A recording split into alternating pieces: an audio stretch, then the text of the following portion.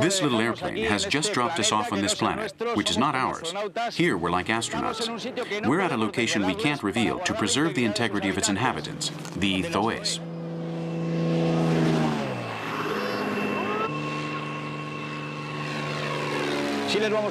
But now that the third millennium is beginning, we're going to tell you in every detail the life of the ZOEs, a world we mustn't lose.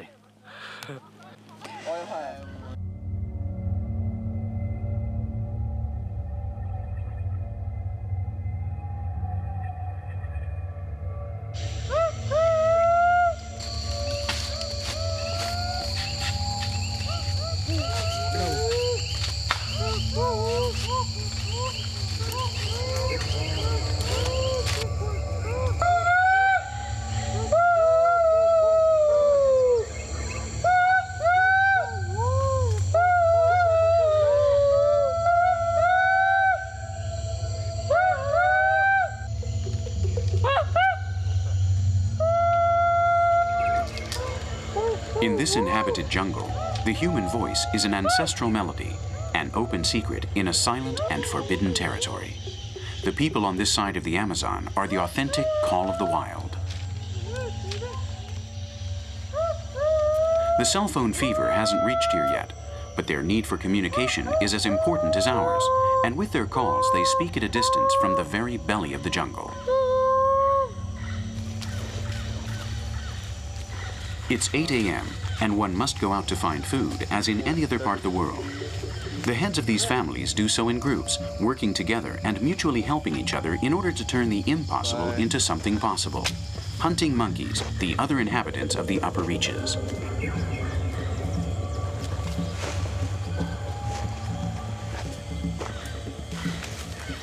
The macaque that they are searching for are dwarfs that are invisible to our urban eyes, eyes incapable of looking beyond our belly buttons. But for them, aside from being visible, they constitute the hunter's basic diet.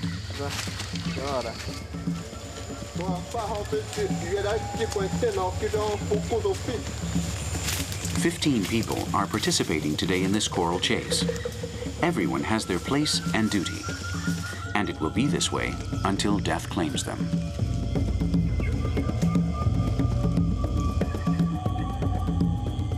Because of its taste, the spider monkey, the largest primate of the Amazon ecosystem, is the animal that is most appreciated in this village. But today, many other different species cross their paths.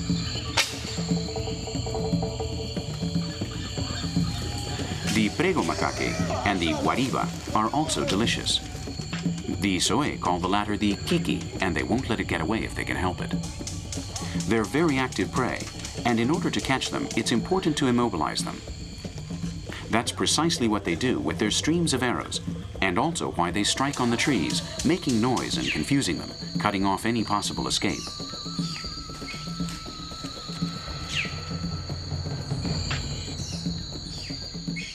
It's almost impossible to drive an arrow through one of these agile animals, but nonetheless they try it over and over again. They don't give up. After 2 hours, the macaque are tired and frightened, but convinced that the 50 meters that separate them from the ground will dissuade the hunters. But these poor monkeys are not familiar with the pride and the stubbornness of a young Amazon Indian boy.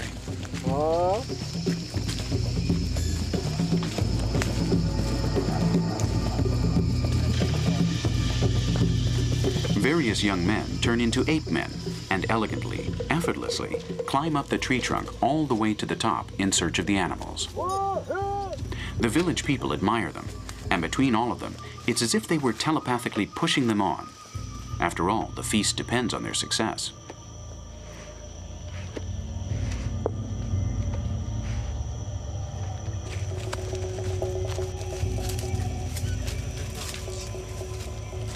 They're armed and climb with the help of ropes tied to their feet.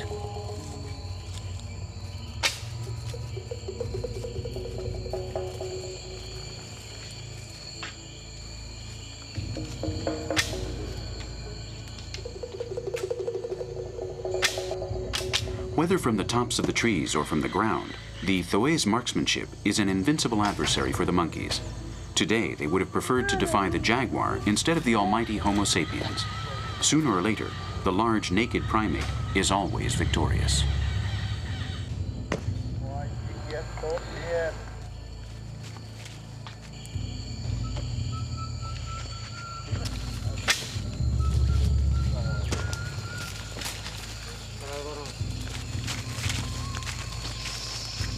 The hunters' sharp arrowheads have torn into the reddish bodies of these guaribas.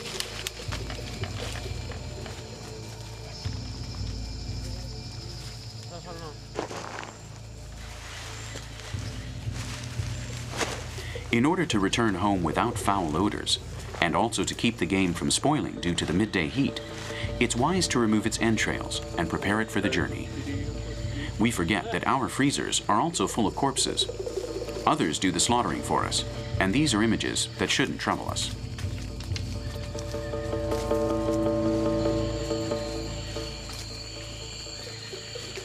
Everyone learns and everyone teaches here in this open-air school, where hunting skills combine with a fine ear for cuisine. This group of people has earned today's meal, and now is the time to enjoy it.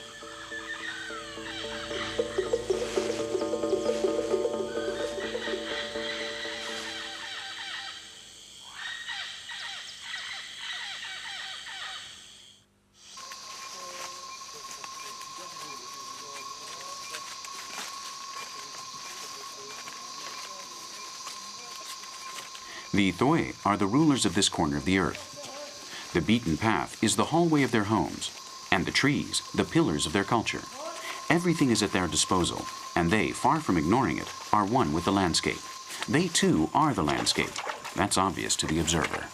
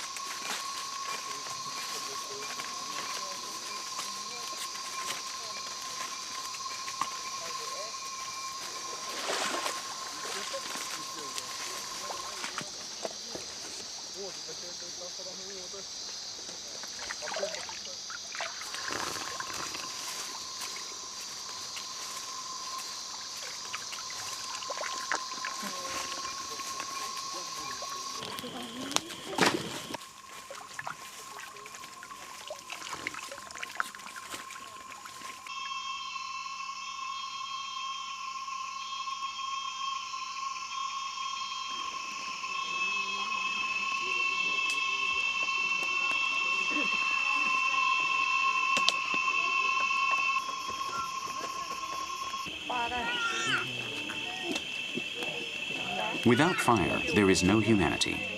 And today's monkeys are placed over it so that they cease to be just dead animals and become a refined meal through the precious art of cooking.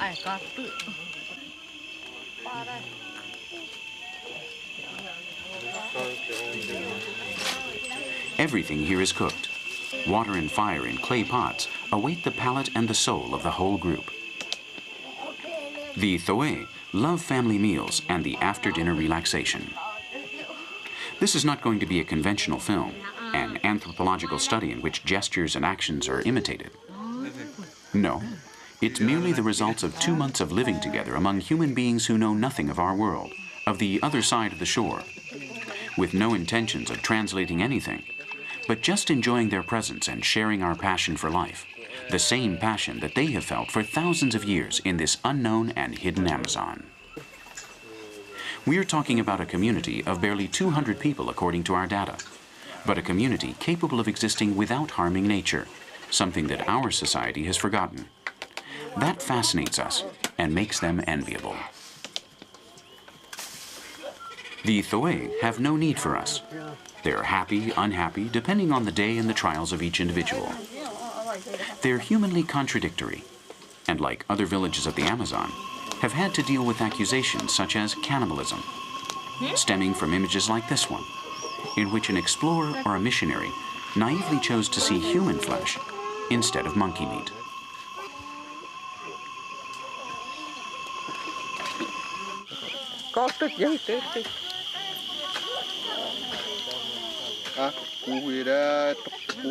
Their everyday problems, like our own, have much to do with the kind of life they lead.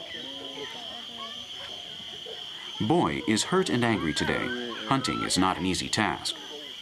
The jungle always takes its toll. He's returned to his home full of ticks, and his family hurries to attend him.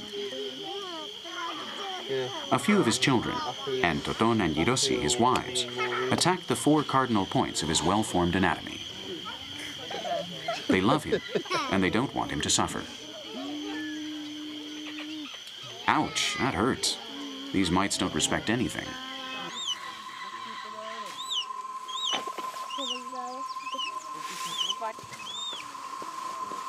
As faithful nomads, the ZOE appreciate a home when the seasons permit them to create one. They construct their tapij, light but safe and comfortable, with wood and palm leaves.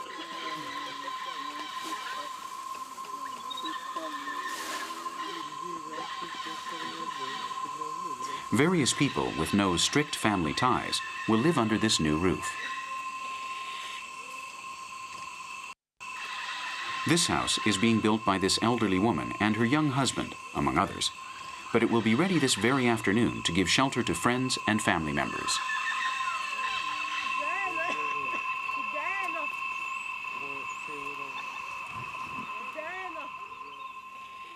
The open architecture guarantees that no one will remain without a roof to protect them from the blistering sun.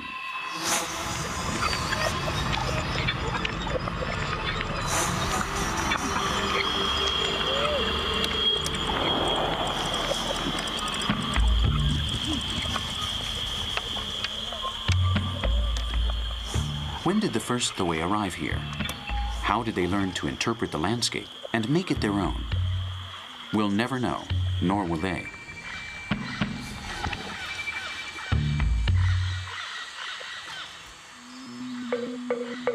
They live in Eden, surrounded by untouched nature, and their beliefs are also inspired by Mother Earth.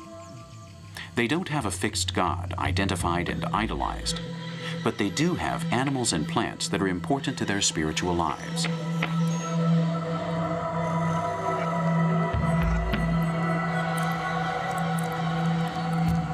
From the very small to the very big, all the actors of this great carnival of colors and forms are appreciated by these people who live in the heart of their mother jungle. Like all people, they also fear their demons. For example, the 2-headed onsa, an abominable jaguar that smells awful and which they fear. When they smell its presence, they stop passing through the area for several months. In spite of surviving as hunters, death is not their only means of communication with the other inhabitants of the jungle. They hunt where and when the natural cycles allow them to do so, and they respect the breeding periods of their game, turning them into sacred periods when hunting is not permitted.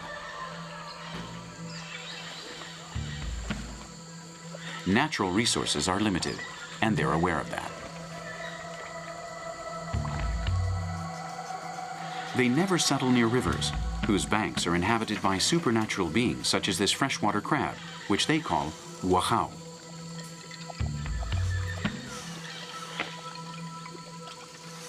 It's the ruler of the subaquatic world, and they believe that with its powerful claws, it can destroy the head of any human being who dares to invade its domains. From our point of view, it looks delicious. It could be an exquisite dish, but a ZOE would never dare to eat it.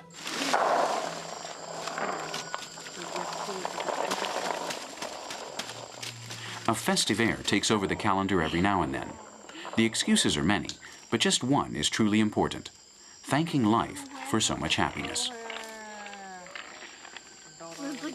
With the fruit of the palm tree, acai, and sapuque, a cake is made that everyone wants to get their hands on.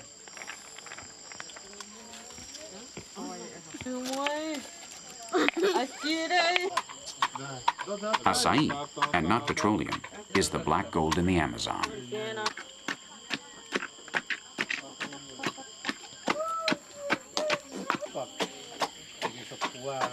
Now it's eaten like a homemade cake, using the nut of the sapuque for starch, another gem from this enormous fruit shop in which they live. Later, grandmothers, mothers, and granddaughters will use the juice left over from this refined sweet to prepare bidowa, a beverage reserved for special days, and that will serve its purpose after having fermented for several hours.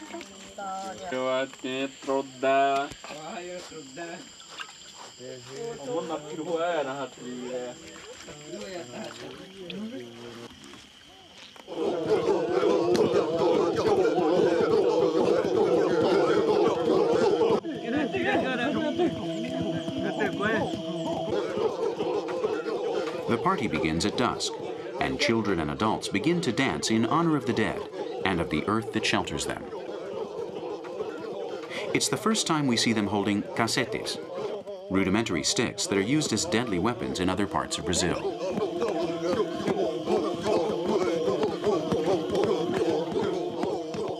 These enormous men shouldn't frighten us.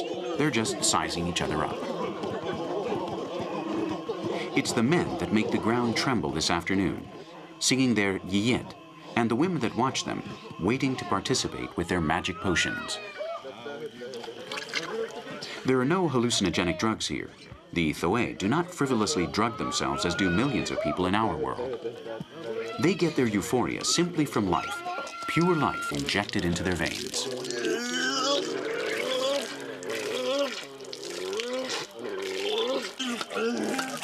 They drink bidowa, and they diligently purge themselves without losing control. It's convenient to cleanse the body on the inside every once in a while, and this beverage is extremely efficient. They don't vomit because they're drunk. They do so because they are purifying themselves. The women and children will also do it, but apart from this celebration. Mens sana in corpore sano, a rule that is strictly followed, and one that will permit them to sing their chants throughout the night until dawn.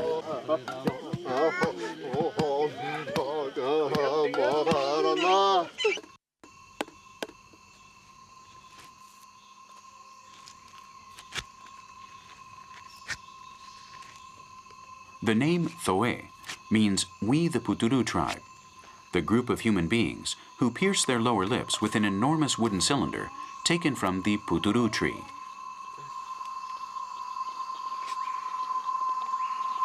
They change this cylinder every 15 days, and they find them so attractive that they don't recognize themselves without this piece of wood decorating their face.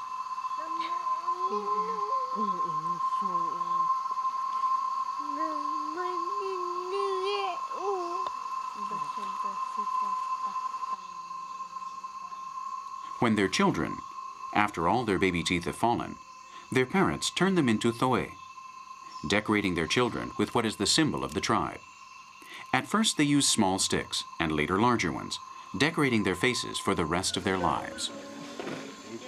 The women as well as the men use the puturu, and they consider white men rather ugly without these facial decorations. They take exquisite care of this jewelry. It's an essential part of their beauty. And they wash it as often as they can, polishing it with sand from the river.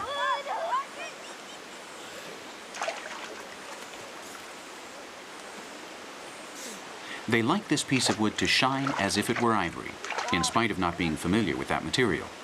And they also know that it's important to keep it clean in order to maintain good dental hygiene. They're not the same without it, and when they die, they're buried by their loved ones with their esteemed puturu, something more than an ornament, an authentic mark of their lineage.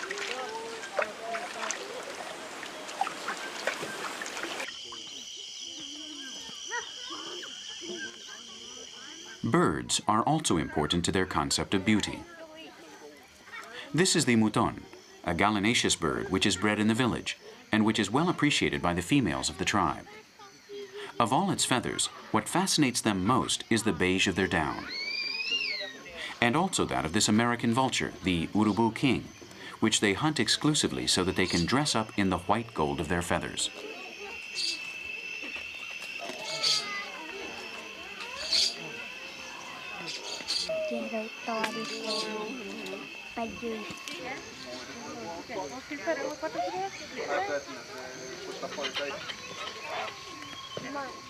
With the patience of one who knows that good things are worth waiting for, this young girl chooses exclusively the most delicate feathers, ethereal like the flight of the vulture.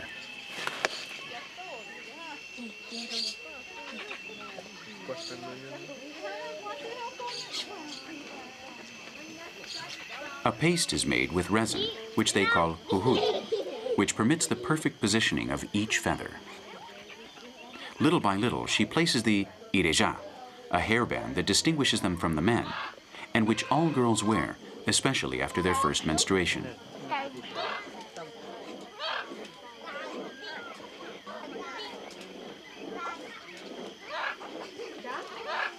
It's a feathery ornament that stands out against the jet black hair which the ZOE women are so proud of, and which they continuously comb with the kunyua, a comb made of reeds.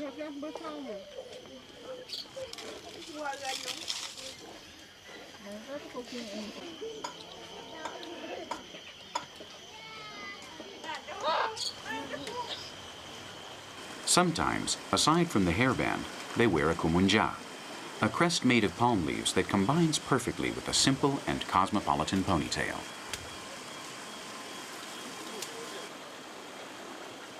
If we didn't look closely at this young woman, we might think that her headdress is a cotton branch. But now we're familiar with its animal origin, although cotton is not unknown amongst the ZOE tribe. It's more a useful friend that they call diju.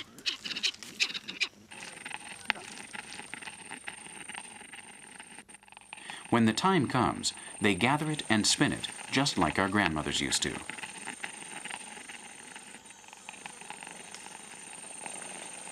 This group of women is making cotton thread, a material that is used, among other things, to fasten the arrowheads to the reeds.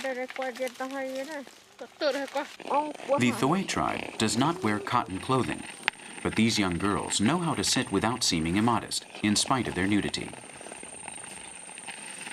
They always know how to behave in accordance with the tribal rules. We will never see a woman seated without covering her tuin.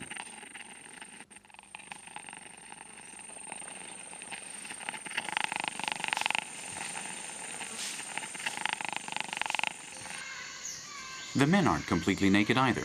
Oh no. You've probably realized by now that this is a nudist program, but with nuances. This man is making one of those nuances.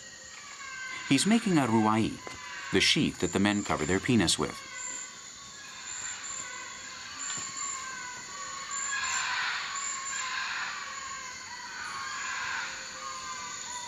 They only take it off to have sex, and of course, to urinate.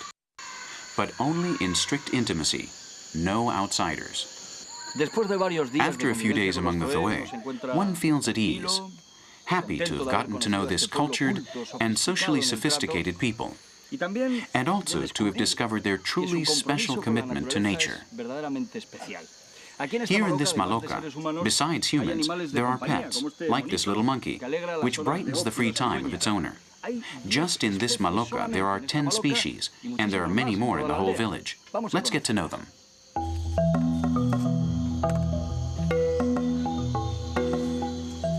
This small macaque wears a necklace made of the teeth of another less fortunate monkey. He's also a family member.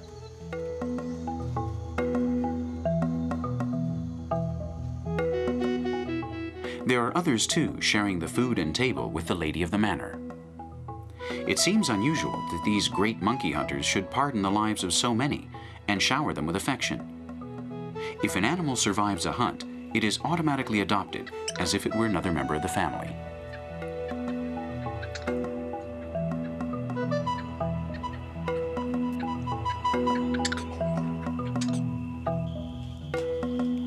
The children here get an outstanding education in the subject of the environment, and they're responsible for the tasks of feeding and taking care of their pets.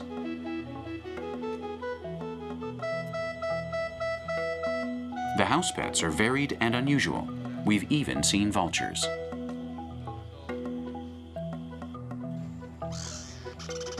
This little girl has spent the afternoon chasing grasshoppers for her little bird.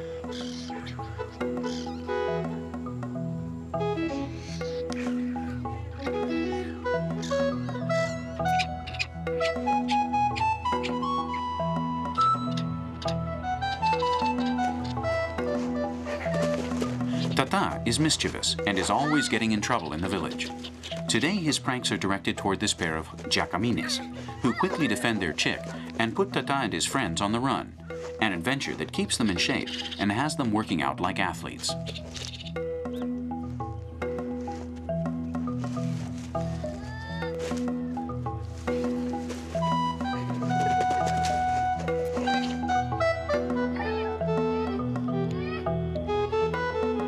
There are colorful macaws, coatis, and even tortoises in this zoo, which the ZOE don't know how to live without. Of all these animals, the various types of pigs are the animals that acquire a kind of transcendental dimension.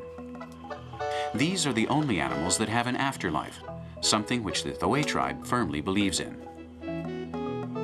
In addition to this, they sometimes accompany the hunters on their expeditions to protect them with their proverbial strength against the jaguar. If we had to choose one image, we would choose this one, a woman and her child in worlds of their own. Old women adopt small monkeys and surrender to this animal all that they once were. Tenderness for tenderness, a companion in old age, and who knows, if not in the afterlife.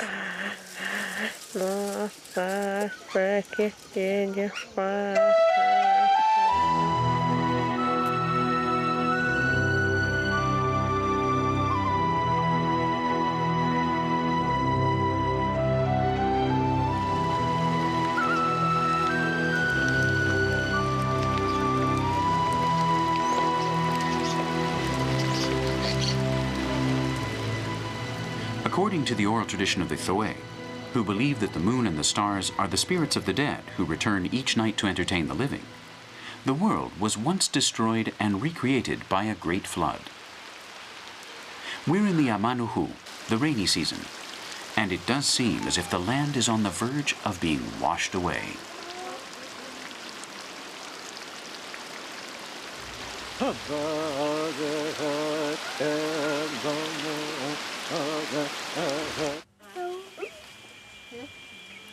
But nothing here is destroyed, and the water turns into milk.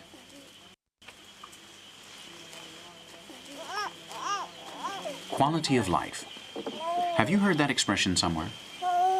This child will be breastfed until he is 3 years old, and it's a glorious period that his brother hasn't forgotten. The mothers have a comfortable and efficient system to keep the restless boys from ending up in the fire or spoiling the meal.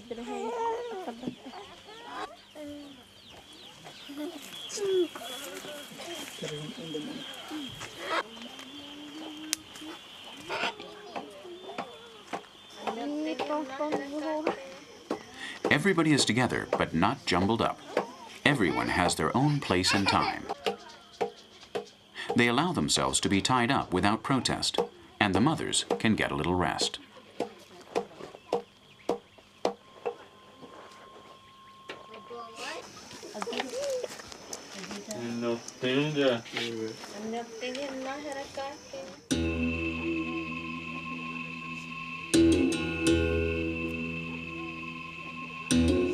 Their jungle is full of amazing places, and this is one of them.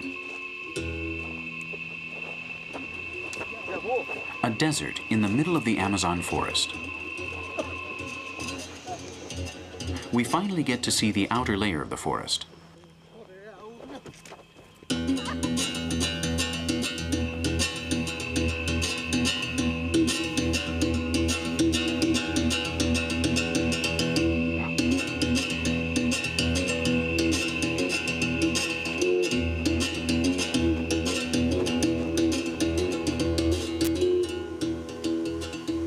This is their favorite site for moments of leisure.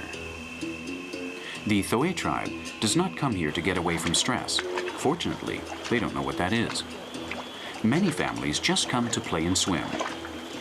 Once again, they're in touch with nature.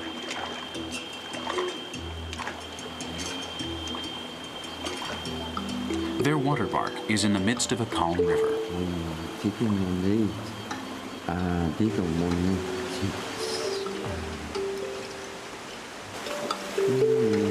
And their slides are of polished granite. There's no doubt about it, this is the Society of Well-Being.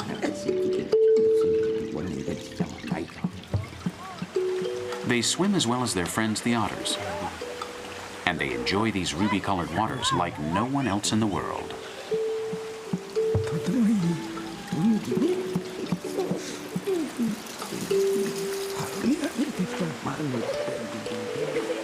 Parents and children relax in a secret pool, aged by the millennia, pure.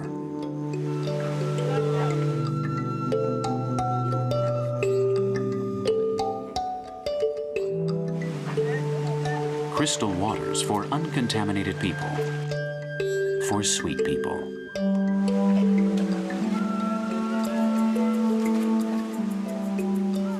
Women, men, boys and girls demonstrate that it's possible to live in peace with this liquid world that we share as a common home.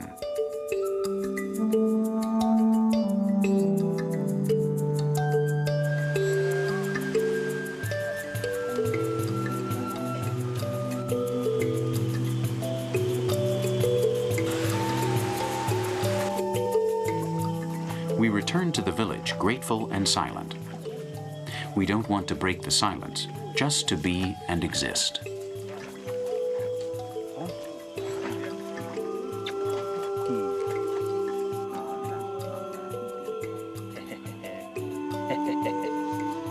Ararat asks for me every afternoon. She's the most beautiful old woman I've ever seen.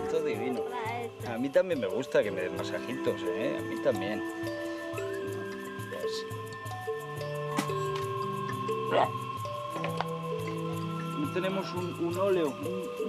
Defying the statistics that confirm lifespans, this 80-year-old body still demands massages and human warmth. As does mine, although I'm an alien from a world that ignores the elderly. ¿Qué tal? ¿Está bon? Her daughter-in-law gives better massages than I do, but that's logical. She's a ZOE. And they carefully practice this discipline, which they call bokikirik. She passes the pito, a cotton sachet daubed with chestnut oil and uruku, over every pore. It's not often when time can be so clearly photographed as today, as can the placidness that envelops this woman. Ararat knows well the meaning of life. She sometimes did the same thing for her grandmother.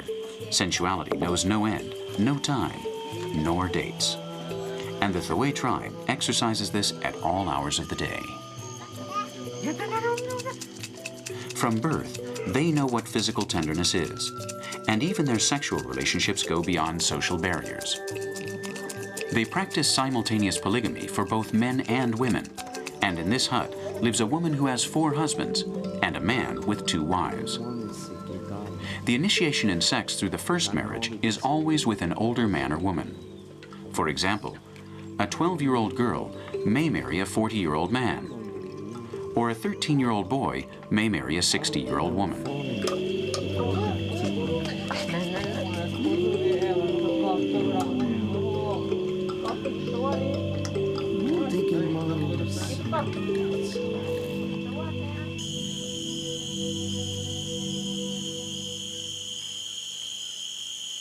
Their pharmacy is also close to their homes, in the forest.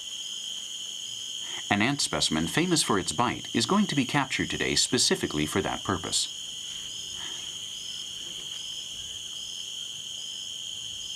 The formic acid that these ants inject is very painful, but it's also very good for rheumatism, as any chemist knows. The ants are furious, but they fulfilled their therapeutic function. Curiously enough, the name of this smiling woman full of welts is Tasi, or ant, just like her healers.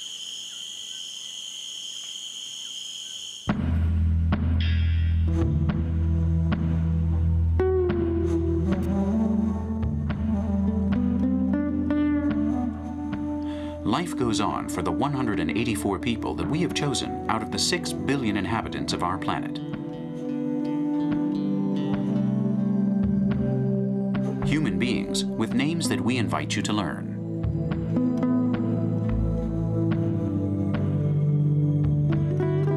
Boy,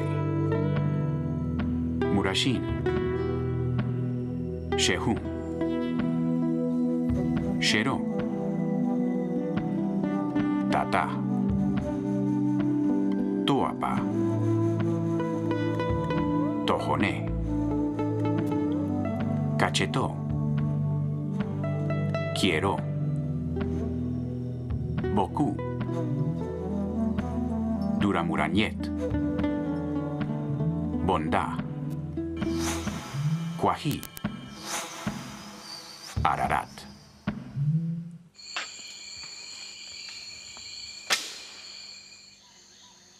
He's only 3 years old, and he's already raring to go. He's a marksman and has style. It's in his blood.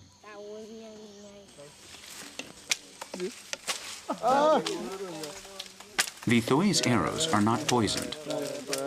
They're not familiar with curare or other types of poison used by other indigenous tribes of the Amazon. Their arrowheads are sharp, and so is their aim. That's the secret.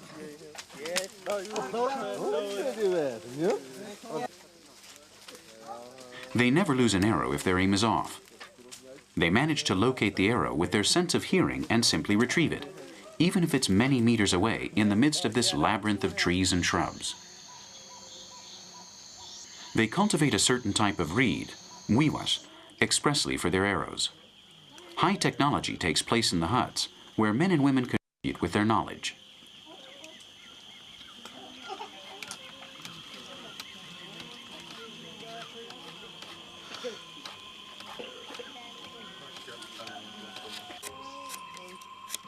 They sharpen the arrowheads with a rodent's tooth, and each family decorates their arrows with a personal touch so that they can recognize them during a group hunt.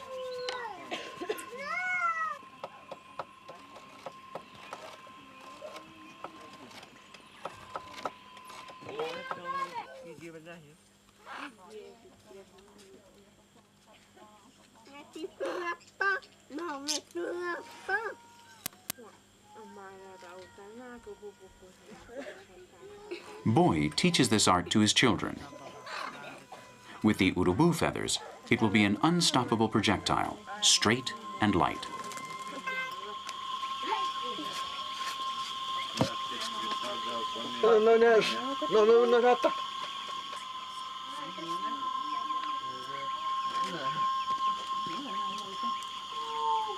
With a father like this, the pantry will always be full.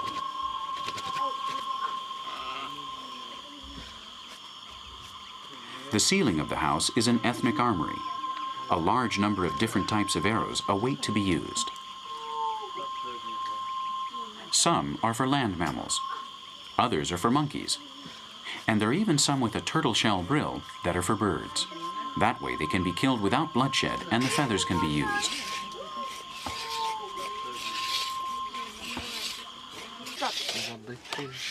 But what use is an arrow without a good bow? The baha is made of the wood of a tree that they can only identify when the tree is dead. The odor and color of the wood is unmistakable. This carpenter's brush is made out of the jaw of a wild boar that has to be sharpened every once in a while.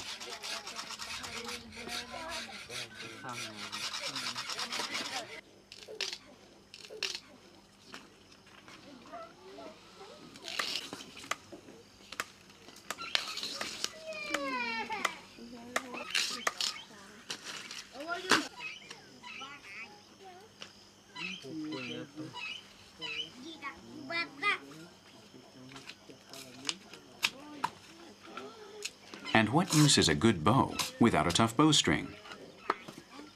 The curabá is the bromeliad from which this wonder is taken.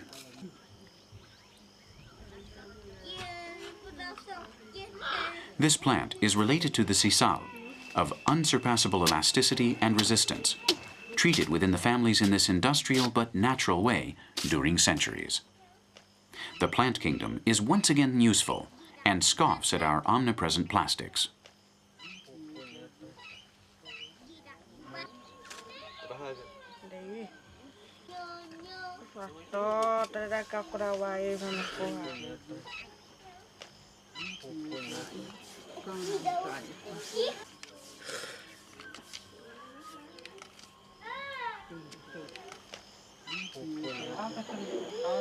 Even our dental floss, which we thought we had invented, comes from this self-sufficient factory.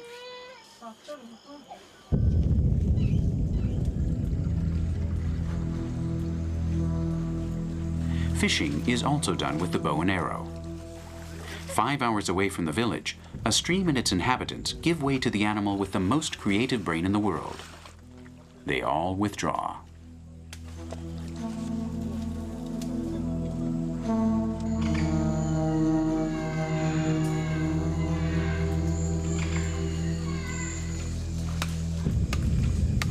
A number of men take turns mashing a grass rope that has toxic residues. Others make baskets that will be used to carry the fish back to the village. They know that they're going to have a good fishing day.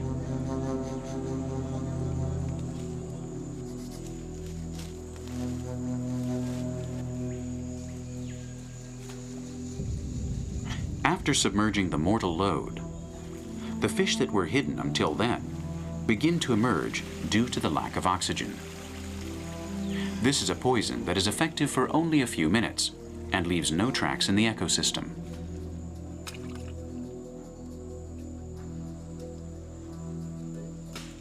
What happens next, once again, is sheer marksmanship. In this case, with very small and extremely precise bows, with more than sufficient results. Exactly 70 fish with unpronounceable names are caught in 1 hour.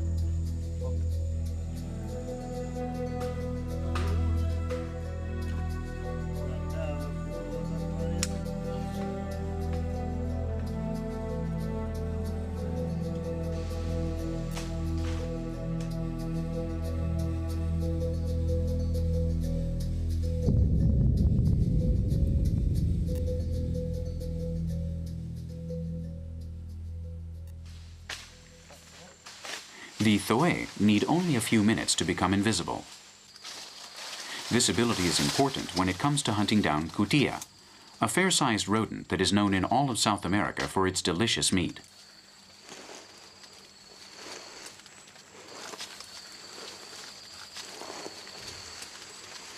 The ZOE know how to be patient, and in the end, the cutilla and its keen sense of hearing all wind up in the pot.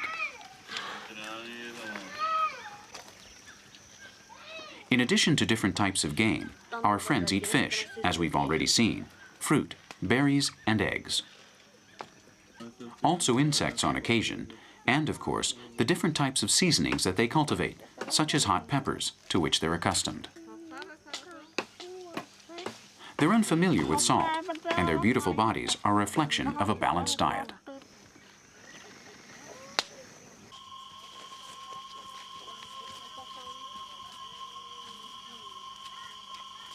They're hunters, harvesters, and occasional farmers. Up to 5 types of wild cassava are produced on this farm.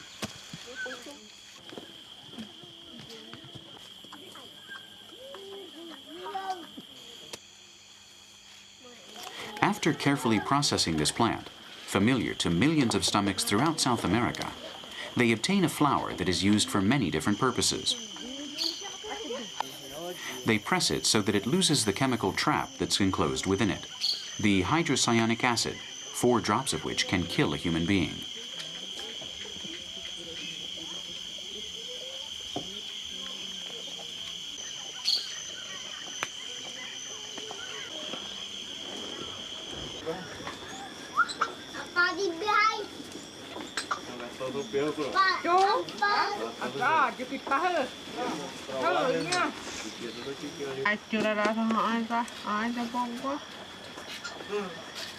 After having removed the danger, and having been put on the fire on top of a clay grill, the miracle of bread once again occurs thanks to the cassava. The ZOE do not know what the sea is, but they are familiar with dunking.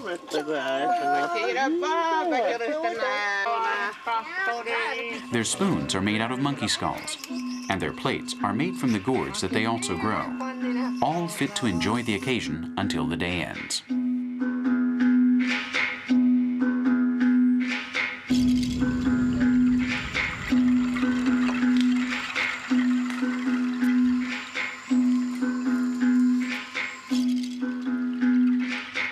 To work up in the heights, there's nothing better than a scaffold.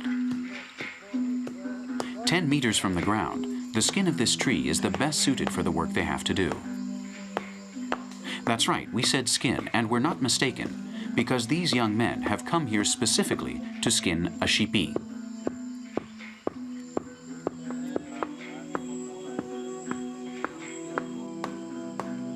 Like cork oaks, these trees occasionally undress to serve man. With a stone mace called a yitak, they slowly separate the bark from the tree trunk.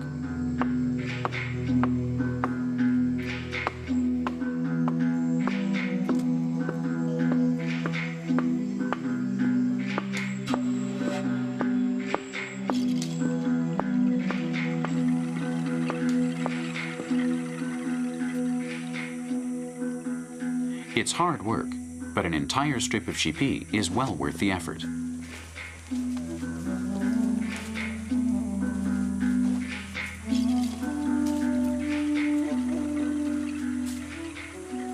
A number of men have worked today for something that only one of them will be able to enjoy.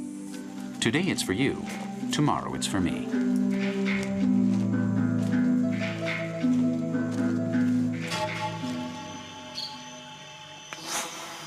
Comfortable hammocks such as this one are made from that skin.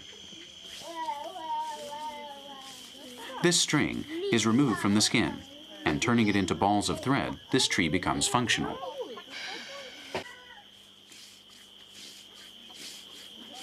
With skill, this Penelope, who waits for no one, puts her whole body in motion in a gymnastic exercise that will bring her great rewards.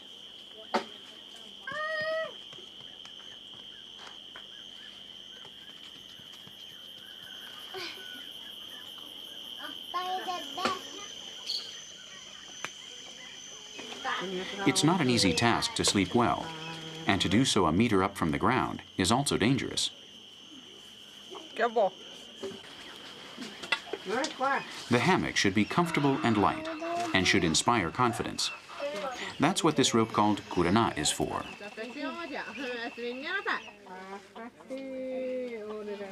Properly interlaced, this spider web will hold our weight with no weak points. Another domestic work of art.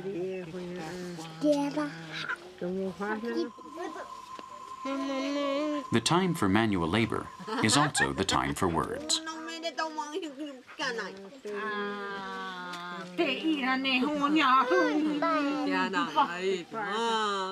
Nuhi, Tuhu, and Bonda give their neighbor a helping hand. She has 4 husbands with which she shares her affection and her hammock.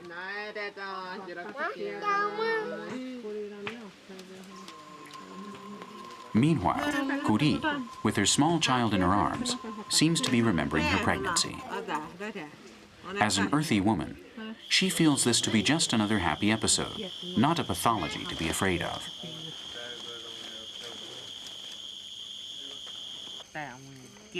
Until the very day they give birth, The ZOE women are very active. They're still nomads. Before their pregnancy, they controlled their menstruations to the point of having 2 menstruations in the same month, or none during 4 months, depending on their sexual appetite. For this purpose, they use the bark of a tree that only the women are familiar with, and they refuse to show the men this tree. We're not familiar with the abortion techniques amongst the ZOE women, but we are familiar with their family planning. This traveling village can't afford the luxury of unwanted pregnancies. The birth of a child is an event celebrated by this tribe, and the death of one is a mournful occasion. Tears are a private matter. Such pain is not expressed in public.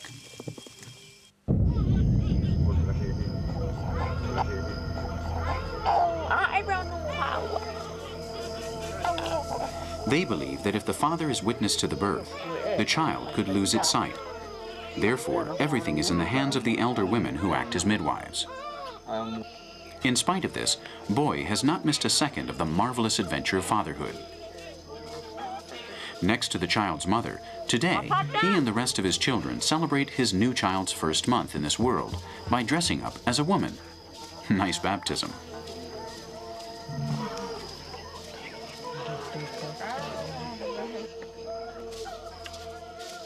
All the men dress up as women and present a sincere tribute to femininity. Boy will walk around the village dressed like this for a few weeks, as manly as ever, but dressed as a woman.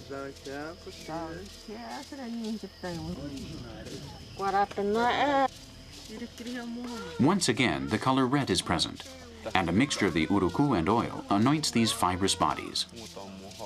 Today they are banners, the banner of life and community, the color of the blood that joins them.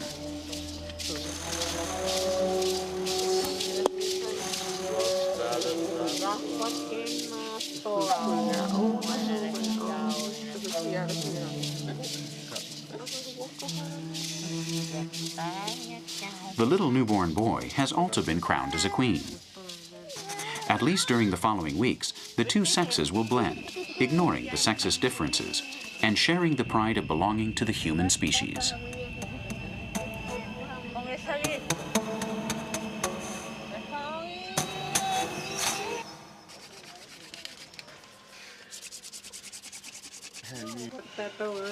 We're approaching the end of this journey through the time machine.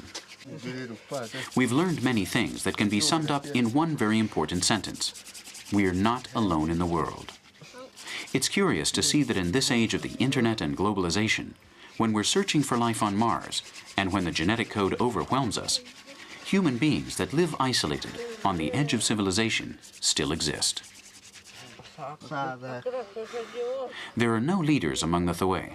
Men and women divide their pleasures equally, and between them, they equally share the responsibilities of daily life. They live in harmony with nature and can't conceive another way of being human. Together with other ethnic groups that we have no contact with, these are a people that have things to teach us, accurate answers to our eternal questions. They are the ZOE, the lovely people as we call them, because we love them.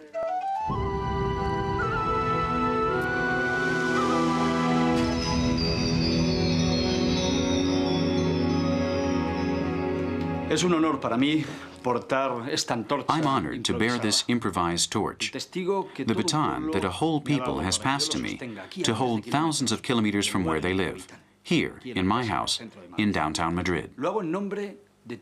I do so in the name of each and every member of the film crew who have lived unforgettable experiences with the ZOE. You've been able to enjoy an hour of television about a people who are probably unknown to your minds and your hearts. If it were up to us, this flame would never go out. It's the flame that symbolizes the culture of a living people, the ZOE. We haven't revealed to you what corner of the Amazon the ZOE live in, but without a doubt, believe me, the ZOE exist.